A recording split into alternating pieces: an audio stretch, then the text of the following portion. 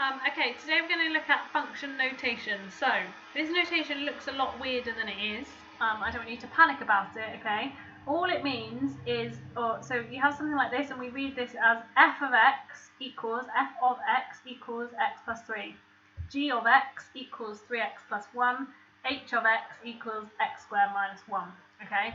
All these mean, this f of x, g of x, all that is this is a function in terms of x. X is a variable that can change, a number that can change, and it is a function that has something to do with this x, okay?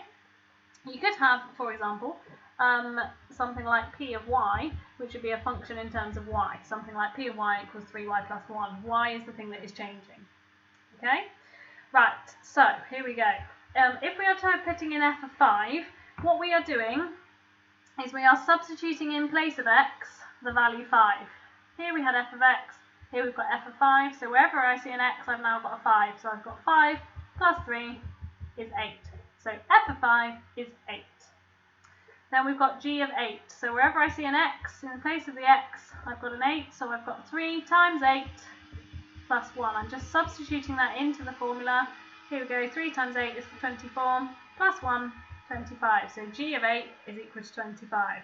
Please show your workings how you're doing this, okay? That's really, really important. Okay, h of 4. Substituting in a 4 where x is, so I've got 4 squared, take away 1, 4 squared is 16, take away 1 is 15. Lovely. F of minus 3. Wherever I'm going to see an x, I'm substituting in minus 3, so I've got minus 3 plus 3 is 0. F of minus 3 equals 0.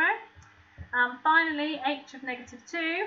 I've got minus 2 squared, take away 1. Now please remember, if you square a negative, you are doing a negative times a negative. And what happens when we do a negative times a negative? We get a positive. So minus 2 squared is minus 2 times minus 2, which is 4. Take away 1 makes 3. If you are going to do that on a calculator, if you're squaring a negative on a calculator, it must go in a bracket.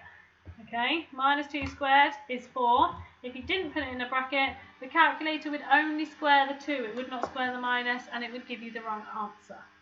Okay, just be warned. Okay, right, that's that. We are now going to look at composite functions. I'm just going to rewrite these functions down here so that they're a bit easier for you to see. Okay, composite functions is where we have a function within another function. Okay, so here we go. Can you see those? That's f of x, that's g of x, that's h of x. Okay, we've got f g of 2. Now when you do this, you have to work inside out. So we are first of all going to do g of 2.